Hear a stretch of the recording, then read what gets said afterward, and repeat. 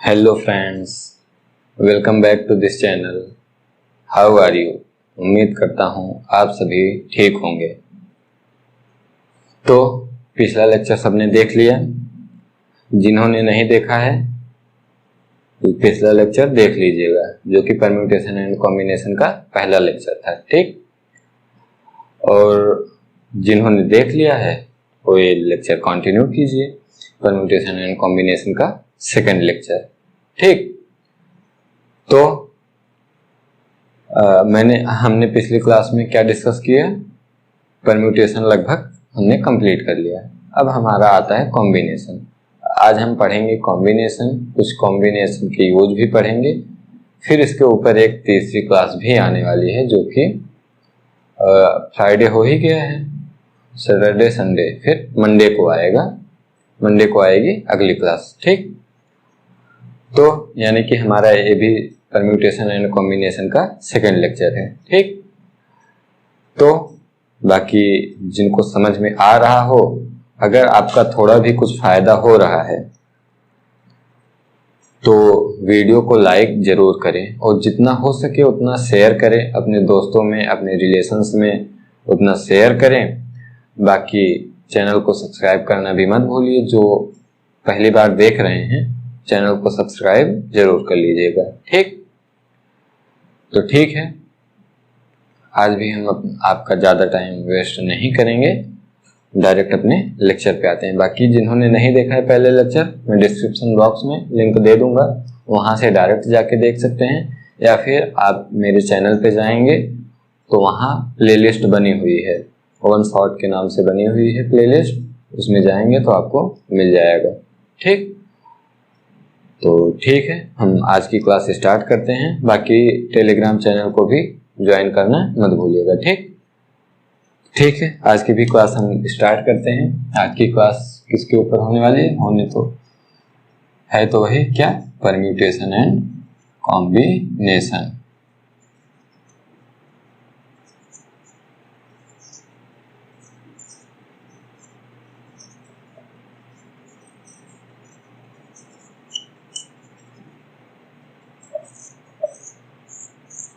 ठीक, permutation and combination.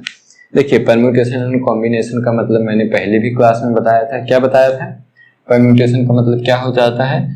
जब भी हमको सिलेक्ट करके अरेंज करना हो तब हम क्या लगाएंगे? परम्यूटेशन लगाएंगे। और जब हमको सिर्फ और सिर्फ सिलेक्ट करना हो तब हम क्या लगाएंगे? कॉम्बिनेशन लगाएंगे।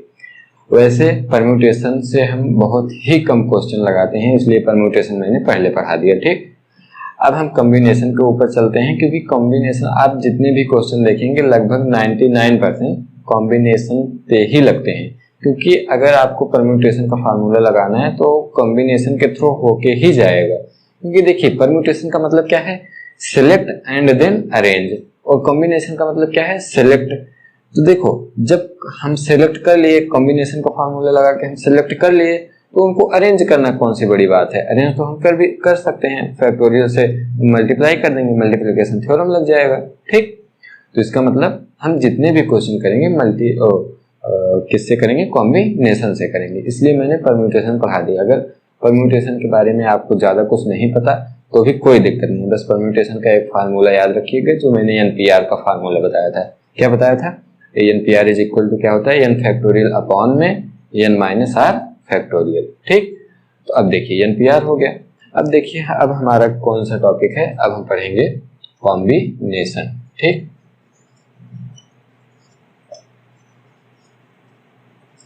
कॉम्बिनेशन। ठीक, तो देखिए, मैं टॉपिक वाइज कॉम्बिनेशन पढ़ा रहा हूँ कि कौन से टॉपिक पे कौन सा फार्मूला लगेगा और फार्मूला कैसे यूज होगा, फिर मैं बताता हूँ। ठीक, मैं लिख लेता हूँ, उसके बाद समझाता हूँ आप लोगों को। ठीक,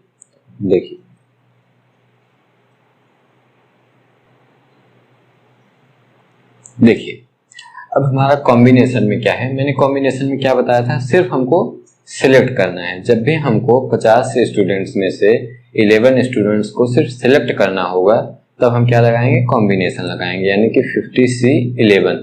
ठीक, तो देखिए इसका मतलब क्या होता है? पहले हम पॉइंट टू पॉइंट डिस्कस करते हैं, उसके बाद कैसे आपको समझना है, एक छोटे से छोटा एग्जांपल लेके समझाएंगे। ठीक, देखिए क्या है, N C R denotes the number of combinations of n different things taken R at a time. तो देखो क्या करना है, एनसीआर किसको डिनोट कर रहा है, number of combinations of n different things taken R at a time. इसका मतलब क्या है, देखिए इसका मतलब ये है, सिंपल लैंग्वेज में अगर समझे तो अगर हमको 50 स्टूडेंट्स में से 11 स्टूडेंट्स को सिलेक्ट करना है तो 50C11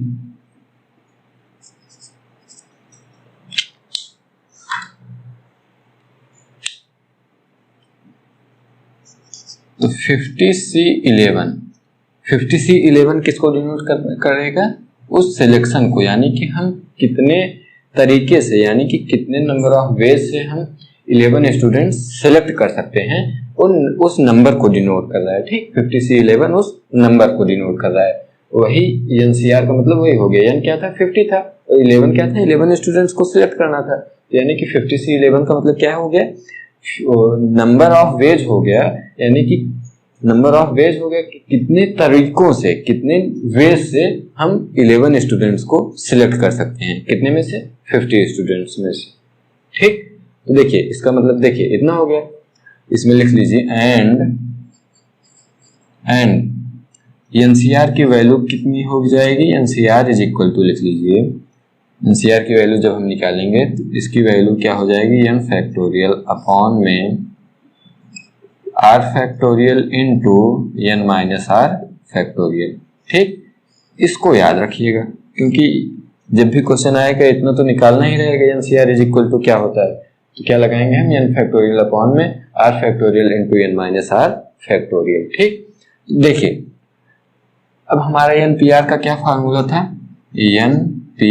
NPR is equal to क्या था, n फैक्टोरियल अपॉन में n माइनस r फैक्टोरियल। तो इसका मतलब हम एनसीआर इज इक्वल टू लिख सकते हैं NPR अपॉन R फैक्टोरियल। ठीक, तो याद रखिएगा एनसीआर इज इक्वल टू क्या लिखा जा सकता है, NPR अपॉन R फैक्टोरियल। देखो इसको दो तरीकों से, अगर हम NPR लिखेंगे,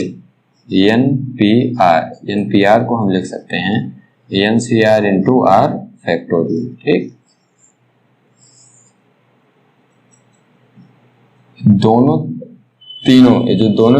तीनों फार्मूले जो हैं सेम है, बस यूज क्या है, यूज तो सेम ही है, बाकी जो लिखने का तरीका है वो चेंज हुआ है। ठीक, एनसीआर को आप चाहे ऐसे लिखिए चाहे ऐसे लिखिए, बाकी एनपीआर को चाहे ऐसे लिखिए चाहे ऐसे लिखिए। ठीक, यहां तक सबको समझ में आया, यानी कि 50C11 की वैल्यू अगर हमको निकालनी होगी क्या करेंगे, 50 फैक्टोरियल अपॉन में ये तो 50P11 की वैल्यू आ जाएगी। अगर 50C11 की वैल्यू निकालनी है तो क्या करेंगे, 50 फैक्टोरियल अपॉन में यहाँ क्या हो जाएगा, R फैक्टोरियल का मतलब 11 factorial into n minus r का फैक्टोरियल, मतलब 50 माइनस 11 करेंगे कितना आ जाएगा, 39 फैक्टोरियल। ठीक, देखिए इसको सॉल्व करने का भी तरीका होता है, जब हम आगे पढ़ेंगे बायनोमियल थ्योरम तो उसमें कुछ शॉर्टकट भी इसके होते हैं, तो उसको भी डिस्कस करेंगे। ठीक, तो अभी बस फार्मूले थोड़ा ध्यान दीजिए, और बाकी जिस तरह से सॉल्व करना है फैक्टोरियल लगा के उसको तो मैंने बता ही दिया, उसको याद रखिएगा। देखिए अगर हम इसमें देखेंगे, इसमें क्या बोल रहा है, व्हेन p पर्टिकुलर थिंग्स, और देखिए इसमें क्या बोल रहा है, when p particular things are always to be included. मतलब देखिए हमको 50 में से 11 स्टूडेंट सिलेक्ट करने थे, लेकिन कोई 2 स्टूडेंट्स हैं, उनको हमेशा क्या करना है, ऑलवेज टू बी इंक्लूडेड, उनको हमेशा मुझे सिलेक्ट करना है। यानी कि 50 स्टूडेंट थे, लेकिन क्या हुआ कि 2 स्टूडेंट, ठीक 2 स्टूडेंट्स किसी टीचर के घर के थे, तो हमको उनको हमेशा सिलेक्ट करना था, यानी कि हमको उनको टीम में रखना ही रखना है, हमारे पास ऑप्शन है ही नहीं। तो अब देखिए, यानी कि हमको जो 11 स्टूडेंट्स चाहिए थे, हमको 2 स्टूडेंट्स तो मिल गए, अब कितने चाहिए, अब तो हमको सिर्फ 9 स्टूडेंट्स चाहिए। तो यानी कि यहाँ जो R था वो क्या हो जाएगा, R माइनस P हो जाएगा। ठीक, यानी कि P स्टूडेंट्स अगर फिक्स हो गए तो R माइनस P आ जाएगा जहां जहां R था, और बाकी जो हमारा n था उसकी जगह क्या हो जाएगा। अभी n तो दो तो फिक्स कर दिए, तो अब हम उन दोनों को फिर से तो चुनेंगे नहीं, फिर से तो चूज करेंगे नहीं, फिर से सिलेक्ट करेंगे नहीं, तो इसका मतलब यहाँ भी हमारे n माइनस p हो जाएगा। ठीक, यानी कि जहां जहां हमारा n था वहां n माइनस p हो जाएगा, जहां r था वहां r माइनस p हो जाएगा। ठीक, तो यानी कि इसका मतलब क्या हो जाएगा, जब p particular things always to be included है तो इसका मतलब क्या हो जाएगा हमारा, इसका मतलब हो जाएगा n minus p c r minus p। ठीक, इसको नोट कर लीजिए। उसके बाद देखिए क्या बोल रहा है, when Q particular things are always to be excluded, यानी कि हमको क्यू पर्टिकुलर थिंग्स जो कि हमें एक्सक्लूड करना ही करना है, उनको सिलेक्ट करना ही नहीं है, यानी कि हमने पहले से ही एक्सक्लूड कर दिए। ठीक, यानी कि हमको 11 स्टूडेंट्स की टीम बनानी थी, जो कि मान लीजिए हमारे स्कूल का, मान लीजिए 4-5 स्कूल का क्विज फेस्टिवल होने वाला है। ठीक, और उसके लिए हमको 11 स्टूडेंट सिलेक्ट करने थे किसी क्लास से। अब मान लीजिए 2 स्टूडेंट्स को हमको पता है कि वो क्लास में कभी आते हैं कभी नहीं आते हो, तो एकदम बेकार है ही, तो उन दोनों स्टूडेंट्स को मैं क्यों सिलेक्ट करूंगा, वो तो पहले से ही समझ लीजिए मतलब बाहर ही हैं, क्विज से बाहर ही हैं, तो उन दोनों स्टूडेंट्स को तो मैंने पहले ही बाहर कर दिया। अगर पहले बाहर कर दिया तो हमारे पास कितने स्टूडेंट बचे, 48, यानी कि जो हमारा n था n माइनस क्यू तो हो ही गया, n माइनस क्यू हो ही जाएगा। बाकी अगर हमको 11 स्टूडेंट सिलेक्ट करने थे, तो अभी भी तो हमको 11 स्टूडेंट सिलेक्ट करने हैं ना, तो यानी कि जो r था उसकी वैल्यू तो चेंज होने वाली नहीं है। अगर हमको 11 स्टूडेंट चाहिए थे क्विज के लिए, तो अभी भी मुझे 11 स्टूडेंट ही चाहिए, तो इसका मतलब इसमें क्या चेंज होगा, सिर्फ n की वैल्यू चेंज होगी। n की वैल्यू क्या हो जाएगी, n माइनस क्यू हो जाएगी। ठीक, तो यानी कि अगर हमको q particular things always to be excluded करना है तो हम क्या कर देंगे, तब हमारा हो जाएगा n minus Q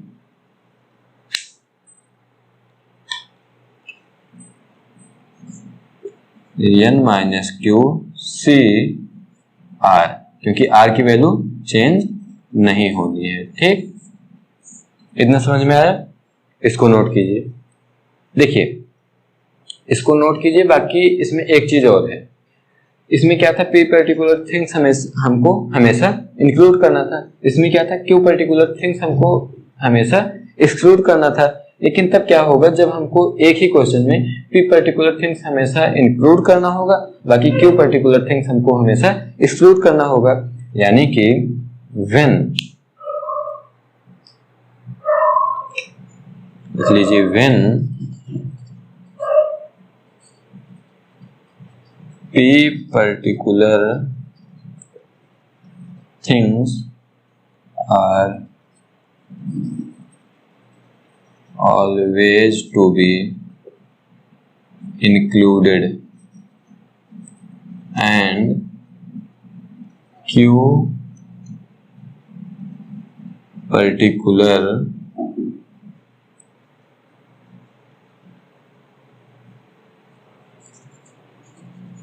things always to be excluded then।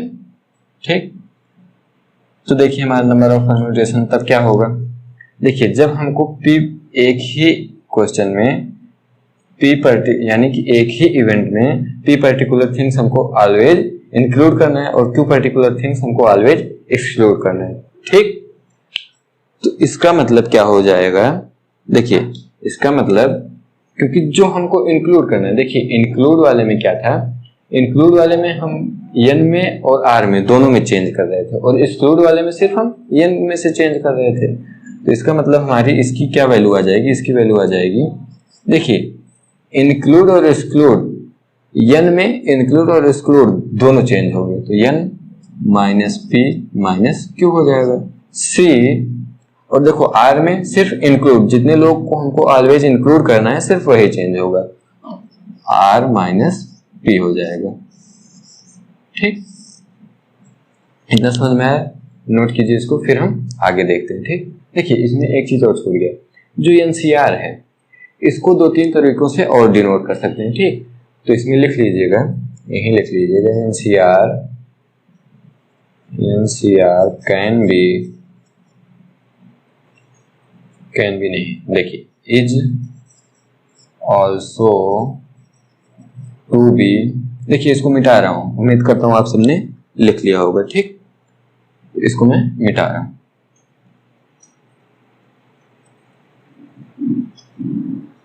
क्या है, N C R is also to be denoted by,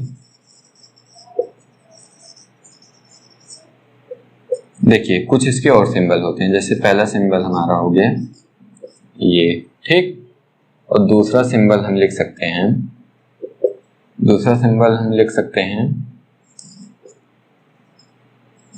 ठीक, और अगर हम तीसरा सिंबल लिखेंगे,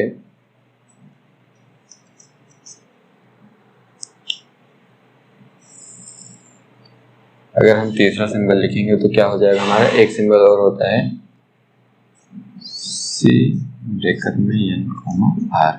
ठीक, यानी कि ये 3 सिंबल हमारे और होते हैं जो किसको डिनोट करते हैं, एन सी आर को डिनोट करते हैं। ठीक, इतना नोट कीजिए, फिर हम आगे आते हैं। ठीक, नोट कीजिए जल्दी।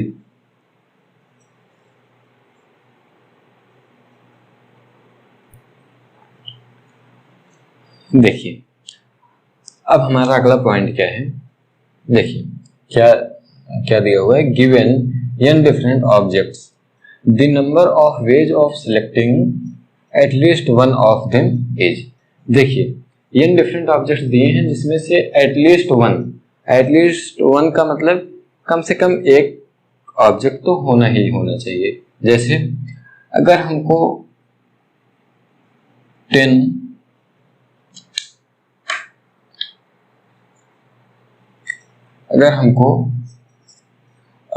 10 फ्रूट्स दे दिए गए, ठीक, अब हमसे क्या बोल दिया गया कि एटलीस्ट 1 फ्रूट तो हमको उठाना ही उठाना है, जैसे 1 फ्रूट हमको खाना ही खाना है। तो देखिए अब हमारे पास 10 फ्रूट हैं, अब हमारे पास ऑप्शन है कि एटलीस्ट 1, इसका मतलब कम से कम एक तो उठाना ही उठाना है, या तो मैं 1 उठाऊं, या तो 2 उठाऊं, या तो 3 उठाऊं, मेरा मन करे 10 के 10 उठा लो।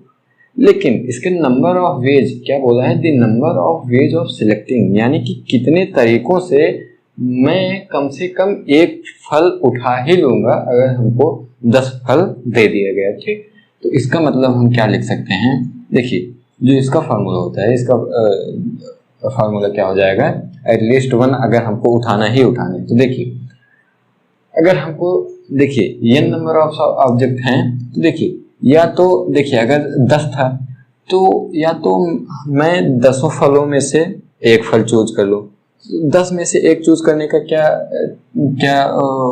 तरीका होगा, 10C1, या तो, ठीक, और देखिए जब भी और आएगा तो हमारा एडिशन प्रिंसिपल लगेगा, जब एंड आता है तो हमारा मल्टीप्लिकेशन प्रिंसिपल लगता है। ठीक, देखिए या तो मैं 1 चूज कर लूं और मैं 2 चूज कर लूं, यानी कि 10 में से 2 चूज कर लूं, और 10 में से 3 चूज कर लूं, और 10 में से 4 चूज कर लूं,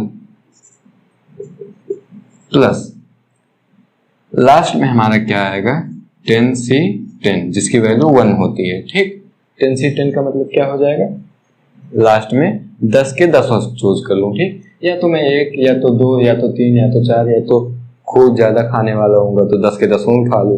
तो इसका मतलब क्या हो गया, ऐसे हम लिख सकते हैं। तो इसको अगर हम फार्मूले में लिखेंगे तो इसका मतलब हम क्या लिख सकते हैं, इसका मतलब हमारा हो जाएगा NC1, यानी कि हमारे पास n ऑब्जेक्ट थे, तो या तो मैंने 1 ऑब्जेक्ट सिलेक्ट किया, या तो 2 सिलेक्ट किया, या तो 3 सिलेक्ट किया, या तो 4 सिलेक्ट किया, अप टू NC_n। ठीक, देखिए इसकी जो वैल्यू निकल के आती है, इसकी वैल्यू हमारी निकल के आती है 2n-1। ठीक, इसको याद रखिएगा, इसकी वैल्यू कितनी निकल के आती है, 2n-1, यानी कि इसकी वैल्यू हमारी कितनी निकल के आएगी, इसकी वैल्यू हमारी निकल के आ जाएगी 2 to the power 10 - 1। ठीक, देखिए इसमें क्या था, एटलीस्ट 1। अगर हमसे बोल देता कि एटलीस्ट 3, तो हम कहाँ से स्टार्ट करते हैं, यहाँ से। अगर एटलीस्ट 3 यानी कि हमको 10 में से कम 3 तो उठाने हैं, तो या तो हम 3 उठाएंगे, या तो 4, या तो 5, या तो 6, या तो 7, यानी कि हम 3 से स्टार्ट करेंगे, फिर 1 2 छोड़ देंगे। तो जो छोड़ेंगे बाद में इधर जाके माइनस हो जाएगा। बाकी एटलीस्ट 1 ये मेन है, ठीक। इसको याद रखिएगा कि इसकी वैल्यू क्या होती है, 2 to the power n minus 1, ठीक। इतना याद रहेगा। अब देखिए, अब हम आगे देखते हैं क्या है। Total number of veg in which it is possible to make a selection by taking some or all out of p plus q plus r, कुछ भी है, things where p are alike of one kind, q are alike of second kind। देखिए, हमको क्या करना है, कोई मतलब कुछ दे दिया गया है, तो उसमें से हमको चूज करना है, ठीक। जैसे मान लीजिए हमको जो 10 फ्रूट दिया गया था, उसमें से मान लीजिए हमारा 2 मैंगो है, 2 गुआवा है, 2 पाइनएप्पल है,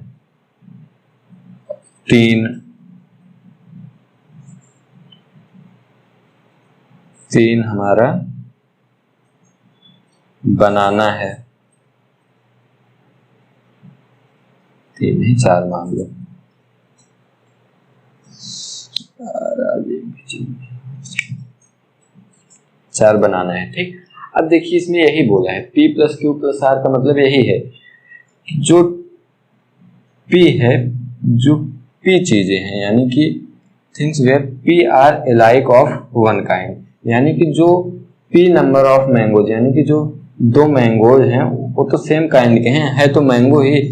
मतलब अगर हमारे पास 2 मैंगो पड़े हैं, तो अब मैं चाहे पहला मैंगो उठाऊं या फिर दूसरा मैंगो उठाऊं, वो तो बात तो एक ही हुई, उसके अलग अलग तरीके तो होंगे नहीं। जो मैंगो उठा रहा हूं वो तो या तो पहला उठाऊं या तो दूसरा उठाऊं, वो तो काउंट तो एक ही तरीका होगा।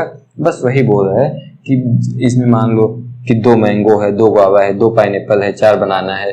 तो अगर ऐसे ऐसे बोल दिया तो क्या होगा, total number of ways in which it is possible to make a selection by taking some or all out of these things, ठीक। देखिए, इसमें से कुछ चीजें उठानी है या फिर सारी चीजें उठानी है, तो इसके नंबर ऑफ पॉसिबल वेज क्या होंगे, इसका फार्मूला लिख लीजिए, इज इक्वल टू क्या आ जाएगा हमारा। देखिए,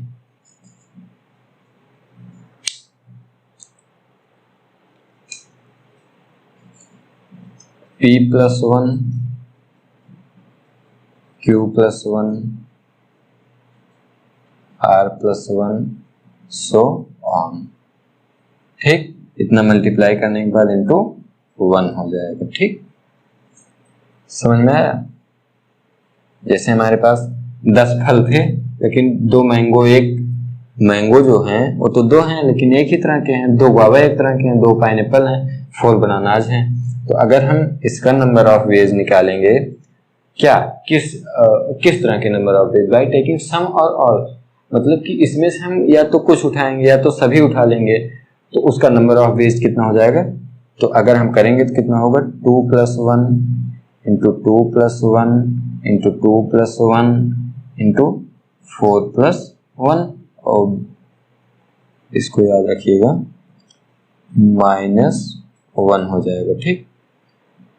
इसमें कंफ्यूज मत होइएगा कि इसी के साथ,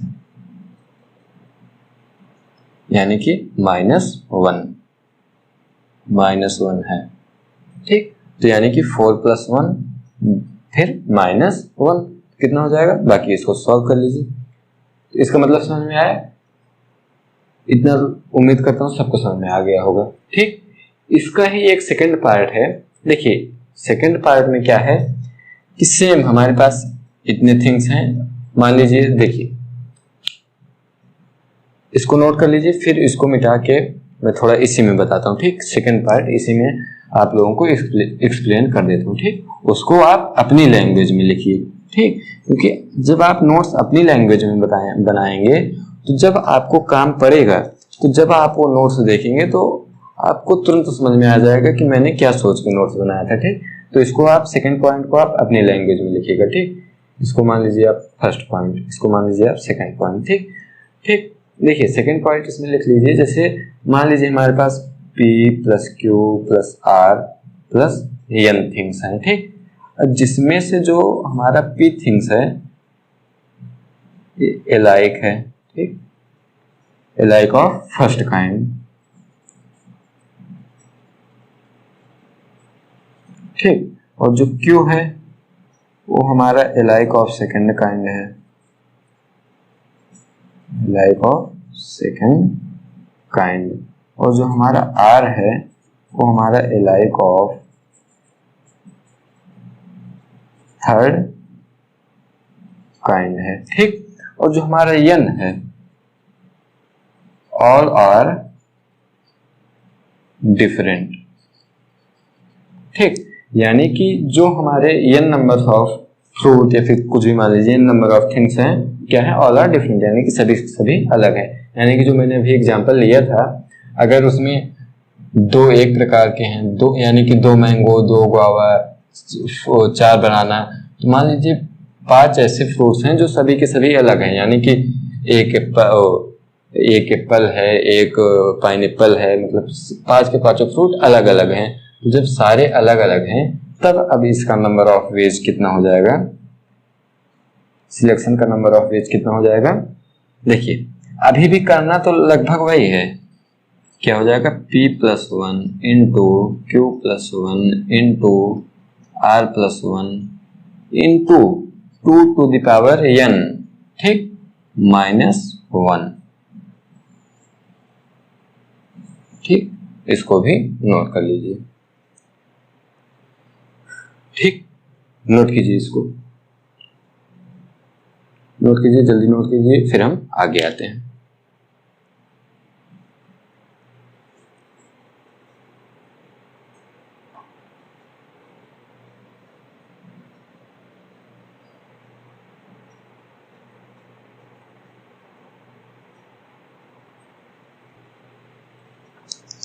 देखिए परम्यूटेशन एंड कॉम्बिनेशन का जो यूज आता है वो कभी कभी हमको डिवाइजर्स में काफी ज्यादा यूज आता है। डिवाइजर्स का मतलब कोई भी नेचुरल नंबर दे दिया, अब उसका नंबर ऑफ डिवाइजर्स पूछ लिया, कितने नंबर से डिवाइज होगा वो बताना है, या फिर सम ऑफ दी डिवाइजर्स पूछ लिया तो उसके जो डिवाइजर्स होंगे उनका सम बताओ, तब भी इसका यूज आता है। तो इन सब चीजों में काफी ज्यादा यूज आता है। और कभी कभी क्वेश्चन भी पूछते हैं, कभी कभी क्या लगभग क्वेश्चन पूछ ही लेते हैं, जेईई मेंस तो अक्सर पूछ लेते हैं, ठीक। तो देखिए इसका भी कुछ फार्मूले आप लिख लीजिए। देखिए जो पहला हमारा क्या है, the total number of divisors of n including 1 and n is. देखिए पहले तो हम लिख लेते हैं इसमें n क्या है, इसमें लिख लीजिए let n is equal to, देखिए n तो कोई नंबर है, जैसे मान लीजिए हमारा नंबर क्या है, एग्जाम्पल लेके चलते हैं एक छोटा सा 45, ठीक। वो हमारा क्या है, capital n is equal to हम लिख लेते हैं p to the power a, q to the power b, r to the power c, so on, ठीक। इसमें लिख लीजिए ब्रैकेट में where p q r belongs to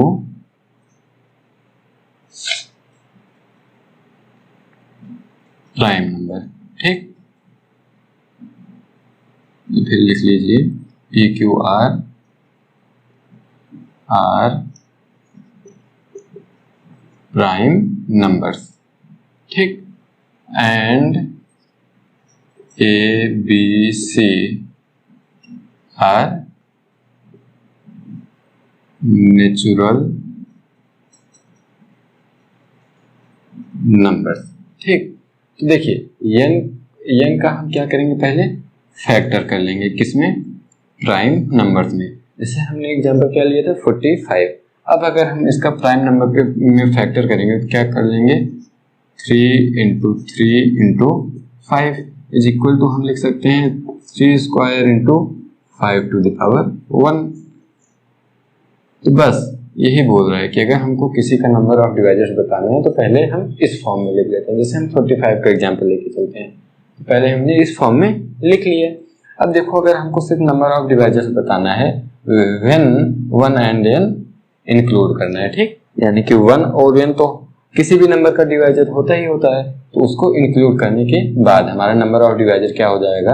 देखिए n को हमने इस फॉर्म में लिख लिया है, तो अब हमारा नंबर ऑफ डिवाइजर्स हो जाएगा कितना, इज इक्वल टू लिख लीजिए a plus 1 into B plus 1 into C plus 1 so on. ठीक, तो इतना आपको पता होना चाहिए।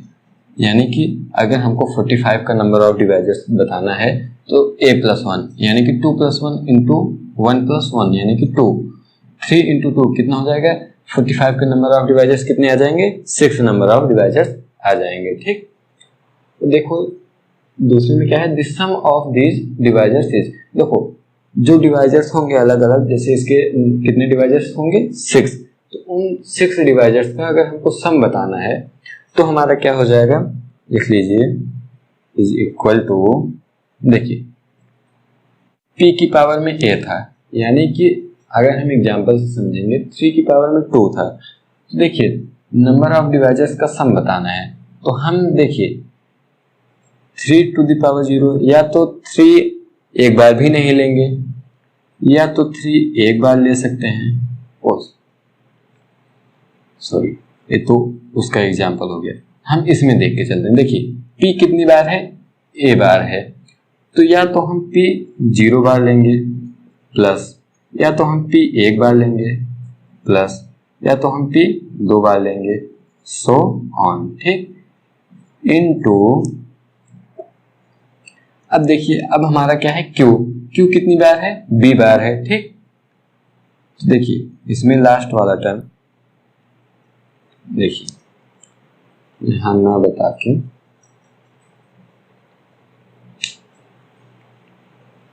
आप लोगों को यहां बताता हूं। देखिए p कितनी बार है, a बार, तो या तो हम p एक बार भी नहीं लेंगे, या तो एक बार लेंगे, या तो 2 बार लेंगे, ऐसे ऐसे, या तो हम p कितनी बार ले सकते हैं, a बार ले सकते हैं। ठीक, इतना हो गया, प्लस नहीं इनटू, अब देखिए q कितनी बार है, b बार है। ठीक, b बार का मतलब देखिए q कितने टाइम्स है, b टाइम्स है, तो q कितने टाइम्स ले सकते हैं, b टाइम्स, या तो हम q एक बार भी ना लें, या तो हम एक बार लें, या तो हम 2 बार लें, ऐसे ऐसे हम q कितनी बार ले सकते हैं, q हम कितने टाइम्स ले सकते हैं, b टाइम्स ले सकते हैं। ठीक, to the power b into क्या था हमारा, r to the power c था, यानी r कितने टाइम्स है, c टाइम्स, यानी कि r या तो हम एक बार भी ना लें, या तो एक बार ले लें, या तो 2 बार ले लें, ऐसे से हम कितनी बार ले सकते हैं, c बार ले सकते हैं। ठीक, इसलिए सो ऑन, समझ गए। अब हमको अगर सब निकालना है तो कैसे निकालेंगे, ऐसे निकालेंगे। ठीक, यानी कि अगर हम एग्जाम्पल लेके चलेंगे तो देखिए इस एग्जाम्पल के हिसाब से अगर हम 45 का the sum of the divisors निकालेंगे तो कितना हो जाएगा, 3 टू द पावर 2 था, यानी 3 कितने टाइम्स था, 2 टाइम्स, यानी कि 3 या तो एक भी बार ना लें, या तो एक बार लें, या तो 2 बार लें, उससे ज्यादा ले नहीं सकते, इनटू 5 या तो एक बार भी ना लें, प्लस या तो 5 एक बार लें, उससे ज्यादा ले नहीं सकते। बस इतना सॉल्व कर लीजिए, हमको सम मिल जाएगा। ठीक, इसको नोट नहीं करना है, बस मैंने एग्जाम्पल जो दिया था उसके हिसाब से बता दिया है। ठीक, तो इतना नोट कर लीजिए, फिर हम अगला पॉइंट देखते हैं। अगला पॉइंट क्या है, नंबर